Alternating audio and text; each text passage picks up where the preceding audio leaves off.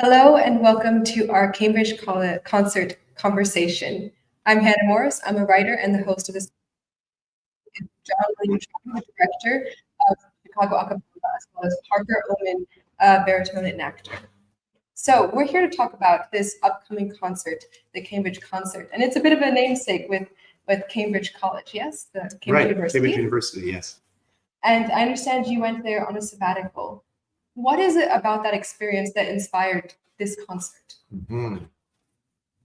Well, I went there because I heard about its kind of how deep it is in choral music, how much culture, how many centuries of creation and performance and famous musicians and famous pieces and famous ensembles were all collected in this really small postage stamp on the surface of the earth.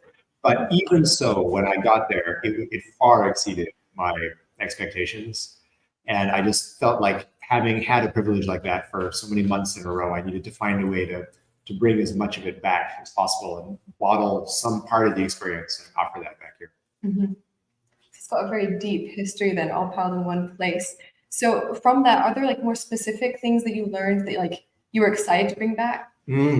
So, if I had my druthers, I guess I'd gather everyone in the audience and we'd go there, right? We'd watch the concert along the cobblestone streets next to the churches and chapels that are each centuries old, and hear the music as it floats out. All the sensory experiences. Yeah, right, exactly. The way the moisture feels on your skin, and the fact that you're going to get to go out for beer right after, and all of those experiences are part of the experience. But within the music itself, the combination of the repertoire and the acoustics and the singing style are just really, really special. They're part of a tradition that grew over centuries and was sort of distilled, and you might say perfected, to achieve a certain kind of community and spiritual and kind of sense of gathering. Often at the end of the day, in the evensong or the compline after the sun has gone down, you sort of lay your work down and come together and just sort of are borne up by the songs of the choir at the end of the day, which is sometimes interspersed with prayers, and it's always in a darkish room that's lit mainly by candlelight. It's just a remarkable sanctuary. Was there a particular moment when you knew that you had to bring this music back to Chicago, or was it kind of a culmination of the experience as a whole? I think the moments that triggered it for me, particularly that triggered it, were the times I got to host people from North America in Cambridge and see their first encounter. At the moment where they walk in and hear the music for the first time, and their jaw drops and their eyes get really big, and they sort of look up in this kind of with a gesture of almost abandon or being overwhelmed. And I thought, oh, it's not just me, everyone in their first encounter is just kind of laid waste to by that experience, and not because it's loud, and not because it's multifaceted sensory overload, but because of something unique and very difficult to put into words, that is transcendent and that surrounds you. That's so interesting, the sensory details that you mentioned, the cobblestone, the mood lighting, the type of sound, and even that transcendence is a very unique word. But how do you take such this space itself, how do you move that to an entirely different continent? Right. How can you recreate it here? Yeah. Well, you can't and you can't, right? I mean, the tradition is influential enough that you can find around the world buildings that are inspired by this choral tradition in one way or another, right? That were obviously made with an eye to that architecture and to those properties, so this music will find its height and its extent and will breathe in those spaces, which is why those of our audiences that are used to coming and seeing our concerts are probably going to meet some new places they hadn't been before, because we're picking some locations in town that are just really, really resonant and will allow the music to bloom and sort of slowly work its magic. Sound waves travel, from me to you, but they also bounce off some surfaces. And so there are primary and secondary and tertiary reflections that lead to it literally getting all around you and moving all the air. So we've tried really hard to find places that will help us experience that together. Hey, wow. If you don't mind me asking, what are some of those places that you plan on singing in? Right, and I have a cheat sheet that tells me all these things. We're going to be at Grace Lutheran in River Forest. We've sung there once before. It's going to be perfect. We'll be at St. Michael's Catholic Church in Wheaton, a really very resident space. I once heard a European choir there, and we just, that was a triggering moment for me. Like, oh, this is going to work out well. We'll be at St. Josephat in Chicago, another really, really resident space with a high ceiling and lots of volume. And we're going to be at St. Luke's Episcopal in Evanston. So each of these places are inspired by the architecture of similar locations. And so we just know the music is going to come to life well. So the music, the repertoire that you're choosing, are they songs that you heard while you were in Cambridge, or how did you put it together? Yeah, thanks. It's a combination of those things. There were some embarrassing moments where I heard a piece for the first time that I think everyone there knows, and many people here will know, but I just haven't run into it yet. It's like, it's an amazing experience. And some of those pieces have a feeling of inevitability to them. Like they're crafted so that the first measure teaches you how to hear the second measure, and the first 5 seconds teach you how to hear the first 10 seconds. And the form of the pieces is so integral, so unified, with a mixture of new elements coming in while the former ones continue. That instantly that it's a classic. That it's a piece that you're going to hear again and again. But in some cases, I heard them for the first time there, and then I would admit this to a conducting colleague there, and they would look at me with pity, and say, "Oh, you poor thing," and then that would get added to the list. When we get back, we'll do this. One of those is Beati Por Via by Stanford, which I first heard in Cambridge where it was written. And there's something to be said for having your first taste of a piece being in its home ground, right? I imagine, yeah. Yeah, I was going to say, were there some pieces that you already knew that you felt like you heard for the first time there? Yeah, music by Bird. I've always been a huge fan of Bird. He has this history where he was famous in his own time, but also kind of underground. Because he was a Catholic, Elizabethan court, was Protestant, and he had to be super careful all the time. He used to worship in secret, out of the country sometimes, and then come back to the court and write music. So there are clues in his music about this kind of tension in his own life. I've always loved his music, but hearing it, in these places is like, now I can see what he heard in his head when he was writing the music down. Right?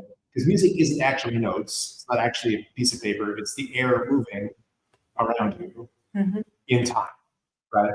And so the singer sings the notes, but the space you're in takes that note like a violin takes the string and makes it into the piece. So yeah, I had that experience a bunch of times, and I thought I need everyone to have the opportunity to have a similar experience, and not everyone has the weekend free to fly over to Cambridge. So definitely. So you mentioned kind of how even within a piece, the beginning might inform it as it goes along. For those listening who have a background in music, what are specific details in some of the repertoire that you're excited to hear? So we're doing some Renaissance polyphony on the program. These will be pieces where the first voice that comes in gives you an idea that has enough uniqueness to it that it sticks in your imagination, and then you hear that coming through individual parts. You may or may not be aware that there are 4 or 5 or 6 or 8 different parts at any given time, but you are aware that you're in a texture that is shifting, like a kaleidoscope or a sunset shifts. And it has likenesses that appear and reappear in it. And it also has a story that happens longitudinally, where you begin by claiming this much of the sonic space, and then over time the thing will kind of make a promise and then fulfill it over time. That experience of just being, in a sense, out of time and surrounded by a medium almost is one that I'm just really excited for people to experience, especially if this music is new to them. I don't think that the genre will be entirely new. That is to say, you've probably heard this music on a soundtrack of a movie or something like that. But you may not have understood necessarily where it came from and what kind of laid it. And you won't have had necessarily the chance to hear these works complete, to hear them live, to have the silence around you. And for the evening concerts, we're going to be adding candlelight, and it's going to be a very atmospheric experience. So besides the specific pieces on the concert, what overarching things have gone into your mind as you're planning the concert as a whole, besides the unifying factor that's music? Yeah. I've really been influenced by what happens in the evening there. It gets dark really early in Cambridge. Like in the winter, it's dark at 4. And everything is biking distance. And so you're biking through the pouring rain at like 4:30 to get to Evensong, say, right? You step in soaking wet and you sit down. And so the feeling of the end of the day is reflected in a lot of this music that is embedded in the liturgy that may have you reflecting on the end of your life. On sort of laying down your day's work or your week's work or your life's work and sort of accepting rest and peace at the end of the day. So that theme of peace and rest really kind of permeates, I guess, especially the first half of the concert. For that reason, the theme of waking is also really important. So the first half of the concert and the second half of the concert both start with a piece about, being welcoming the day, being alive, being grateful, being alert. And then we have pieces in the middle of the first half that experiment with, or that are exposed to considering the opposite of that. The passing of the day, the passing of an era, the passing of our time. We even have a new world premiere called Sundown In, which is about dementia, which is about losing track of your sort of orientation as the day goes on, told from the point of view of a caregiver, watching someone they love go through this daily cycle. That's so beautifully framed. It's quite exciting to have the imagery of that almost at the end of the day. Because also, like, even as I think about our modern day, we have a very different perspective of what the close to a day looks like. Even with the simplicity of electricity, our concept of it is very different. Do you think perhaps how we might approach this music could be very different than perhaps how it was written? Or talk to me about that. Yeah, that's interesting. So I am humbled to say that I would not have been as receptive probably to sitting in this in the evening in a quiet place if I had been there. It's just so easy to fire Netflix and turn on all the lights in the house and fire up the radio so someone's talking in the background. And then sort of complain that I don't feel very rested at the end of the day, right? But because these spaces have existed for centuries and are themselves so much better, like the painting, the stained glass, the woodwork, the stonework is just so enriching to be in. It draws you. Right? And so I've already forgotten your question, but but the thing that happens, I think, in the modern day, we just have so many choices about so many things that are stimulative and fire off our, serotonin or whatever it is, right? Including just our devices. That choosing to spend just a short time without those things is almost a Herculean task. Like it's a big countercultural, weird decision to sit quietly in a room by yourself, right? And there's very few places you can do it with people, actually. But these spaces at the end of the day, for folks in Cambridge who are very often pretty hard-hitting, academically minded, really ambitious people, right? It's not that it's just a bunch of monks walking around. Like people who go to Cambridge are on it, Yeah, and people from every faith tradition and no faith tradition, would really love gathering in these spaces and just like taking a load off. So yeah, in the modern day, I think we're still pretty grips with the fact that we've created the ability to remain connected all the time. And we know what the benefits of that are, but we're also slowly discovering that what we need is something more than that. Like we need periods of time where we're not doing everything, not able to do everything, and we're being sort of served on a different level, right? We're swiping left and swiping right and clicking in and clicking out are temporarily, we're not forced to make those decisions for a while. And something else is happening around us that allows us to experience peace and a kind of repose. The neat thing about being in Cambridge is there's a purposeful way to do that you don't have to create, right? It's there already for you. So you seem to be touching on something that choral music is a deeply human thing that relates to everyone. Hmm. Do you think that's the main reason why this music lasted this long and can be performed in concert today? Or are there other reasons for the longevity? Yeah, that's interesting. I would say that in choral music generally, we're often working with work that transcends its origin, right? Like you think of the Italian madrigal. There was a time when that was a social activity. You'd gather with people in a living room, you'd hand out art books, and you would just sing together. And it would be one of the only ways you could be with members of the opposite gender, interacting in that kind of way. You might be singing some love poetry, you could maybe play while you were doing it, right? Well, now we don't have the same social strictures, so we don't sing Italian madrigals for that reason, so that we can get together. It'd be fun. I thought you did the invite, and I would come. But it's nonetheless true that those pieces are so fine, they're so excellent, so masterfully crafted, that we sing them still in concert, just because we don't want to live in a world where we never get to experience that, right? And I would say that this music is sort of like that it comes from a tradition and a practice which was honed for centuries in answer to a deep human need, right? And that deep human need, I guess I've tried to sort of explain it. We need to not be the center of the universe for a moment. We need to not have to be making choices all the time and be bombarded, And so that is a response to that. And it's interesting when you're in Cambridge because people from all over the world study there, and people from all over the world are drawn. Lots of people from China. I had students from New Zealand and Northern Ireland and North America, Korea, all there to learn about this music. So it clearly, there's something there that transcends any individual culture. And yeah, if you're implying that there's like a particular human need, I think I'm there with you, especially in the modern day. It's already very evident how much it means to you to kind of be able to do this concert. But it started back in 2019, didn't it? That's 5 years coming. 5 years, wow. That's a painful thing to think about. That's true. Yeah. What is the process of actually making it a reality? Right. So I think when I first went, I just went to learn.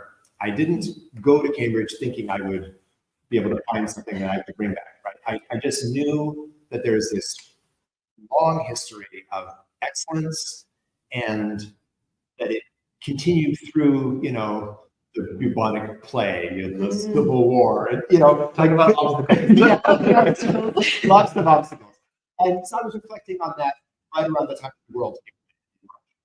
We went to the library with my books, and there's a sign saying the library is closing indefinitely at 5 p.m. If you'd like to bring any books back to the library system, which is actually about 100 libraries in the Cambridge system, that do it by 5 p.m. today, because we're going to close these, these doors up and you won't be getting in here. So I went back home and I got all my books. I was just about to hand them in, and then I realized, wait a minute. If I hand these books in, I'm not going to get anything. So I handed some of them in, but half of them I put back in my bicycle and went back home. Those were my research companions for the next 6 to 8 weeks that we were locked down there. And so, yeah, I regularly encountered people saying, this is it. Choral music is so dangerous. We're not ever going to be sitting side by side and singing with strangers again. And I never believed that, because the choral seats are carved out of wood hundreds of years ago, and they're exactly the distance from one another that they've always been. And people have sang in them before and after just the worst cataclysms that history can, can bring up. And so the one thing I never believed was that the music would go away. But of course, after being there for so many months and getting so comfortable and learning so much music, not just the repertoire, but the how of it, right? What is it in the interpretation that lets it speak in these resonant spaces? Because that's a trick all on itself. Then, of course, came back across the pond, and there was no opportunity to do anything live for people for many months. And even after, you'll remember all the different waves, it wasn't possible to make a plan and follow it through, like to have a concert-length coherent concept that would survive long enough to present it in, So yeah, it's taken this long to do that. I will say it's given me a fresh perspective too. Like I've had several years to reflect on all the people who helped us there. Many of the leaders of the different colleges, even like at Trinity College, was just really, really helpful, generous. Watches 8 was the ensemble while I was teaching there, and so they're leading exponents of music. So I've had a while to reflect on all that and exchange sort of emails and see some of them when they're on the road around college before. I've been to Chicago twice since I was there, and so I have a little more perspective, I guess, than I did before, but it hasn't lessened my desire to offer this. Would you say there are differences? You mentioned the academic setting of Cambridge. Would you say there are differences you observed in the education that singers receive, like the way choirs are directed in the US versus Cambridge? It's interesting because academically Cambridge is obviously like a highly intellectual place, and it's more about reading than about doing, but not when it comes to choral singing. Choral singing is more about doing than reading. So you can't study music performance at Cambridge. You can study musicology, but most of the people who sing in these choirs are not music students of any kind. They study languages or philosophy or literature or mathematics. And they sing in a choir because they love it and they've become, by loving it, good at it. And the main way you learn to sing in a choir in England is by singing in a choir. You show up. That's right. So my daughter and I sang in the same parish church choir Sunday mornings. We would show up in all volunteer choirs. She was 9 and I was, a middle-aged guy. And we would just take our places. And our interim choir master was Tim Brown, retired from Clare College, world-famous conductor, filling in at this little parish church when he was not conducting Messiah in Omaha or on the plane to Poland or whatever. So we'd show up and he'd hand us 12 or 13 pieces and we'd have a 45-minute rehearsal. And then we would perform these 12 or 13 pieces in the service. Now, if you said that to me, can my daughter learn that many pieces in that time? I would say, no, she can't. She needs to be slowly brought up in music education. But they believe in osmosis. So you arrive, you're in the choir now, let's do this thing. And it's a reminder that human potential is so much greater than we conceive it to be, because our powers of conception are limited, but our powers of action are immediate, right? And so if you're in an environment where the next step is apparent to you, you can run, and at the end of the service, we would often look at each other and say, how does Tim do that? Well, I don't know. And then we'd come the next week and, do it again. So, a major part of the teaching is allowing the centuries of accumulated wisdom, which happens to be residing in the bodies and minds of the people who are alive now, to be, osmosified, to be downloaded into the folks who want to step into that circle. I'm just waiting to take it all in, aren't we? Yeah, it is. It's amazing, and it's changed. When I'm teaching on this side of the pond now, I don't think students as we often think they do. I think what they is someone who believes in what they're capable of. Perhaps even some attendees of these concerts might find themselves inspired to sing. Yeah, I hope so. I do know a bunch of conductors and choral singers who have already told me that they're coming.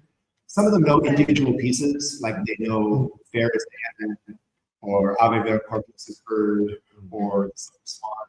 So it's like a particular piece that they're coming for, even, but they want to sort of be refreshed by live.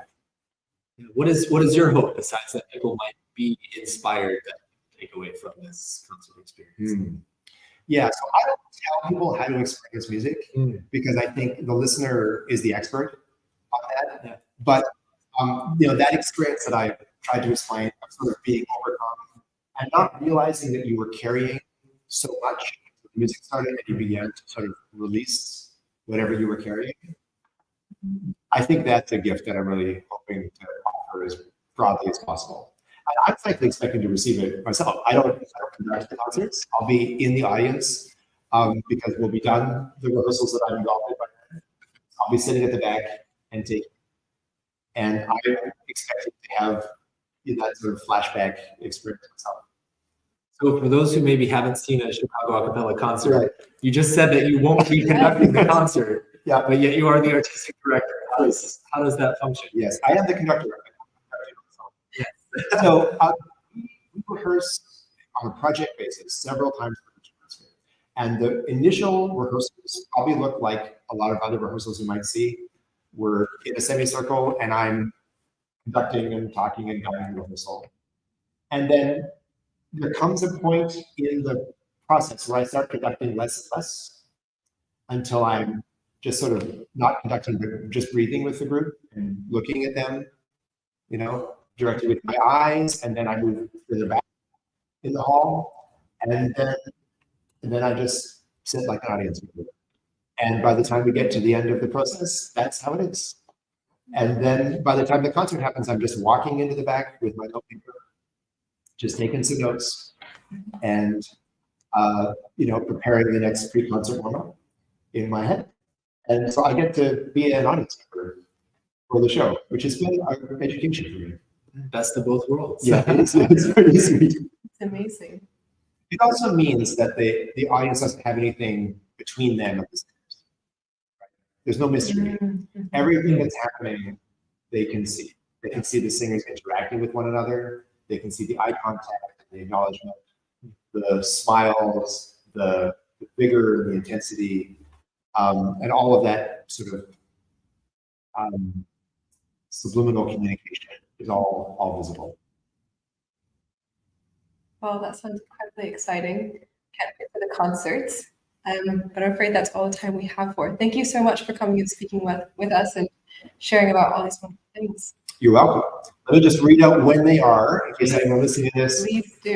can make time in their schedule, which I really suggest doing. So we have concerts on February 17, 18, 24, and 25. On Saturday the 17th, we're in River Forest at 7:30 p.m. at Grace Lutheran Church. And on Sunday, February 18th, we're in Evanston at 4 p.m. at St. Luke's Episcopal Church. On Saturday, February 24th, in Wheaton at 7:30 p.m. at St. Michael's Catholic Church. And then Sunday, February 25th, in Chicago at 3 p.m. at St. Joseph Catholic Church. Well, all the best to you. Thank you. Yes. Thank you so much.